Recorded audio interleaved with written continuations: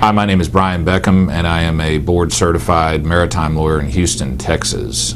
On May 13, 2010, yesterday, Transocean filed a limitation of liability proceeding in federal court in Houston, 3 blocks from our law offices.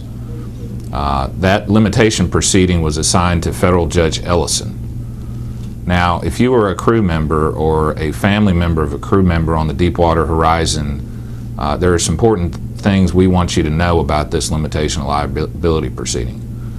First of all, in their limitation of liability proceeding, which I have a copy of right here, Transocean claims, and I'm going to read from the petition, that any and all injury, loss, destruction, and damage arising out of the accident was not caused or contributed to by any fault, negligence, or lack of due care on the part of Transocean.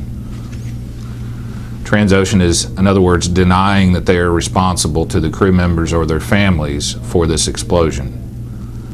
The second thing I want you to know is Transocean claims in this limitation of liability proceeding that any damages, any money it should pay out of this catastrophe should be limited to just under $27 million.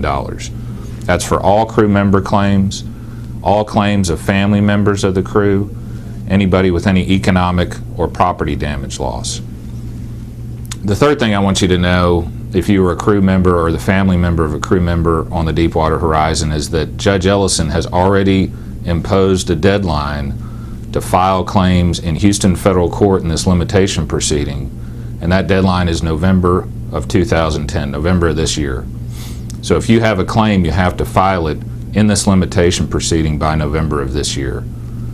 The fourth thing I want you to know is limitation of liability proceedings are very complex, and most lawyers, the vast majority of lawyers, have never and will never handle a limitation of liability proceeding on behalf of a client. Our firm has handled numerous limitation of liability proceedings and published articles about the Limitation of Liability Act.